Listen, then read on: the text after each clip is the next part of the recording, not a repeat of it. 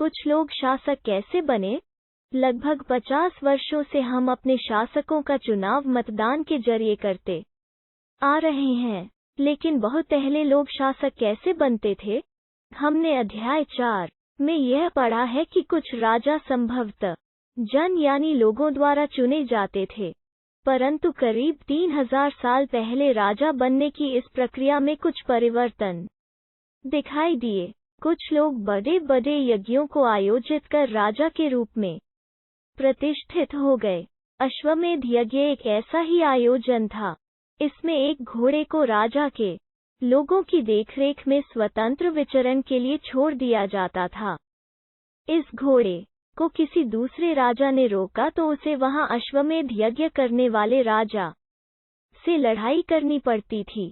अगर उन्होंने घोड़े को जाने दिया तो इसका मतलब यह होता था कि अश्वमेध यज्ञ करने वाला राजा उनसे ज्यादा शक्तिशाली था। इसके बाद उन राजाओं को यज्ञ में आमंत्रित किया जाता था। यह यज्ञ विशिष्ट पुरोहितों द्वारा संपन्न किया जाता था। इसके लिए उन्हें उपहारों से सम्मानित किया जाता था। अश्वमेध यज्ञ करने वाला राजा बहुत शक्तिशाली माना जाता था। यज्ञ में आमंत्रित सभी राजा उसके लिए उपहार लाते थे। इन सभी आयोजनों में राजा का मुख्य स्थान होता था। उसे राज सिंहासन या बाघ की खाल के एक विशेष आसन पर बिठाया जाता था। युद्ध क्षेत्र में राजा का सारथी ही उसका सहचर होता था। यज्ञ के अवसर पर वो राजा की विजयों तथा अन्य गुणों का गान करता था। राजा के सगे संबंधी, खासकर उसकी रानियों तथा पुत्रों को भी कई छोटे छोटे अनुष्ठान करने होते थे। अन्य सारे आमंत्रित राजाओं का काम सिर्फ बैठकर यज्ञ की पूरी प्रक्रिया को देखना भर था। राजा के ऊपर पुरोहित पवित्र जल के छिड़काव के साथ साथ अन्य कई अनुष्ठान करता था, अथवा वैश्य जैसे सामान्य लोग उपहार लाते थे, जिन्हें पुरोहित शूद्र मानते थे। उन्हें कई अनुष्ठानों में शामिल नहीं किया जाता था। जनपद महायज्ञों को करने वाले राजा अब जन के राजा न होकर जनपदों के राजा माने जाने लगे। जनपद का शाब्दिक अर्थ जन के बसने की जगह होता है। कुछ महत्वपूर्ण जनपद मानचित्र 4 पृष्ठ 49 में दिखाए गए हैं। पुरातत्वविदों ने इन जनपदों की कई बस्तियों की खुदाई की है। दिल्ली में पुराना किला, उत्तर प्रदेश में मेरठ के पास हस्तिनापुर और एटा के पास अतरंजी खेड़ा इनमें प्रमुख हैं। खुदाई से पता चला है कि लोग झोपड़ियों में रहते थे और मवेशियों तथा अन्य जानवरों को पालते थे। वे चावल, गेहूं, धान, जौ, दालें, गन्ना, तिल तथा सरसों जैसी फसलें उगाते थे। लोग मिट्टी के बर्तन भी बनाते थे। इनमें कुछ धूसर और कुछ लाल रंग के होते थे। इन पुरास्थलों में कुछ विशेष प्रकार के बर्तन मिले हैं, जिन्हें चित्रित धूसर पात्र के रूप में जाना जाता है। जैसा कि इनके नाम से ही स्पष्ट है, इन बर्तनों पर चित्रकारी की गई है। ये आमतौर पर सरल रेखाओं तथा ज्यामितीय आकृतियों के रूप में हैं। महाजनपद करीब 2500 साल पहले कुछ जनपद अधिक महत्वपूर्ण हो गए। इन्हें महाजनपद कहा जाने लगा। मानचित्र 4 में कुछ महाजनपदों को दिखाया गया है। अधिकतर महाजनपदों की एक राजधानी होती थी। कई राजधानियों में किलेबंदी की गई थी। इनके चारों ओर लकड़ी, ईंट या पत्थर की ऊंची दीवारें बनाई गई थीं। ऐसा लगता है कि लोगों ने अन्य राजाओं के आक्रमण से डरकर अपनी सुरक्षा के लिए इन किलों का निर्माण किया। कुछ राजा अपनी राजधानी के चारों ओर विशाल, ऊंची और प्रभावशाली दीवार खड़ी कर अपनी समृद्धि और शक्ति का प्रदर्शन भी करते थे। इस तरह से किले के अंदर रहने वाले लोगों और उस क्षेत्र पर नियंत्रण रखना भी सरल हो जाता होगा। इस तरह की विशाल दीवार बनाने के लिए व्यापक योजना की आवश्यकता थी और लाखों की संख्या में ईंटों तथा पत्थरों का इंतजाम करना पड़ता था। हजारों स्त्री पुरुषों तथा बच्चों ने इसके लिए अथक परिश्रम किया होगा। इनके लिए संसाधनों की आवश्यकता पड़ती होगी। अब राजा सेना रखने लगे थे। सिपाहियों को नियमित वेतन देकर पूरे साल रखा जाता था। कुछ भुगतान संभवतः आहत सिक्कों पृष्ठ 84 पर चित्र देखो के रूप में होता था। इन सिक्कों के बारे में तुम अध्याय 8 में पढ़ोगे। कर महाजनपदों के राजा विशाल किले बनवाते थे और बड़ी सेना रखते थे, इसलिए उन्हें प्रचुर संसाधनों की आवश्यकता होती थी। इसके लिए उन्हें कर्मचारियों की भी आवश्यकता होती थी। अतः महाजनपदों के राजा लोगों द्वारा समय समय पर लाए गए उपहारों पर निर्भर न रहकर अब नियमित रूप से कर वसूलने लगे। फसलों पर लगाए गए कर सबसे महत्वपूर्ण थे क्योंकि अधिकांश लोग कृषक ही थे।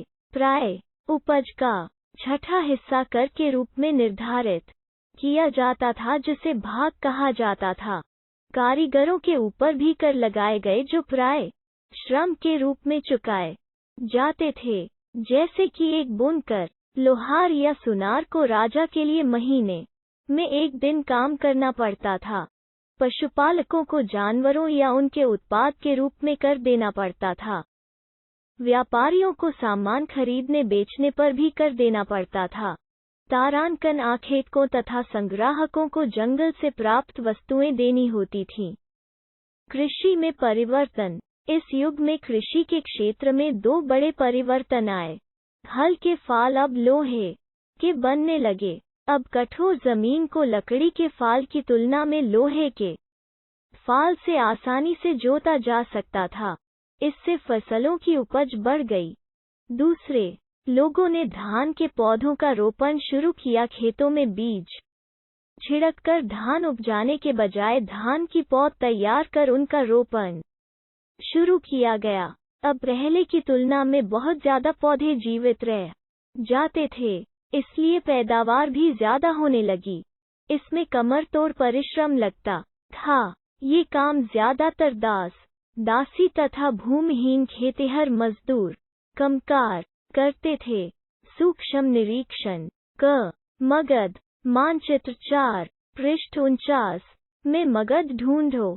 लगभग 200 सालों के भीतर मगध सबसे महत्वपूर्ण जनपद बन गया। गंगा और सोन जैसी नदियां मगध से होकर बहती थीं। ये क यातायात, ख जल वितरण और ग जमीन को उपजाऊ बनाने के लिए बहुत महत्वपूर्ण थीं। मगध का एक हिस्सा जंगलों से भरा था। इन जंगलों में रहने वाले हाथियों को पकड़कर और उन्हें प्रशिक्षित कर सेना के काम में लगाया जाता था। यही नहीं, जंगलों से घर, गाड़ियां तथा रथ बनाने के लिए लकड़ी मिलती थी। इसके अलावा इस क्षेत्र में लौह अयस्क की खदानें हैं। मजबूत औजार और हथियार बनाने के लिए ये बहुत उपयोगी थे। मगध में दो बहुत ही शक्तिशाली शासक बिंबिसार तथा अजातशत्रु हुए। अन्य जनपदों को जीतने के लिए ये हर संभव साधन अपनाते थे। महापद्मनंद एक और महत्वपूर्ण शासक थे। उन्होंने अपने नियंत्रण का क्षेत्र इस उपमहाद्वीप के उत्तर पश्चिमी भाग तक फैला लिया था। बिहार में राजगृह, आधुनिक राजगीर, कई सालों तक मगध की राजधानी बनी रही। बाद में पाटलिपुत्र, आज का पटना, को राजधानी बनाया गया। 2300 साल से भी पहले की बात है। मेसिडोनिया का राजा सिकंदर विश्व विजय करना चाहता था। पूरी तरह सफल न होने पर भी वो मिस्र और पश्चिमी एशिया के कुछ राज्यों को जीतता हुआ भारतीय उपमहाद्वीप में व्यास नदी के किनारे तक पहुंच गया। जब उसने मगध की ओर कूच करना चाहा, तो उसके सिपाहियों ने इनकार कर दिया। वे इस बात से भयभीत थे कि भारत के शासकों के पास पैदल, रथ और हाथियों की बहुत बड़ी सेना थी। वज्जी, जैसा कि तुमने ऊपर पढ़ा, मगध एक शक्तिशाली राज्य बन गया था। उसके नजदीक ही वज्जी राज्य था, जिसकी राजधानी वैशाली, बिहार थी। यहाँ एक अलग किस्म की शासन व्यवस्था थी जिसे गण या संघ कहते थे। गण या संघ में कई शासक होते थे। कभी कभी लोग एक साथ शासन करते थे, जिसमें से प्रत्येक व्यक्ति राजा कहलाता था। ये सभी राजा विभिन्न अनुष्ठानों को एक साथ संपन्न करते थे। सभाओं में बैठकर ये बातचीत, बहस और वाद विवाद के जरिए तय करते थे कि क्या करना है और किस तरह करना है। शत्रुओं के आक्रमण से निपटने के लिए वे मिलकर चर्चाएं करते थे। स्त्रियां, दास तथा कमकार इन सभाओं में हिस्सा नहीं ले सकते थे। बुद्ध तथा महावीर, जिनके बारे में तुम अध्याय 6 में पढ़ोगे, दोनों ही गण या संघ से संबंधित थे। बौद्ध साहित्य में संघ के जीवन का बहुत ही सजीव वर्णन मिलता है।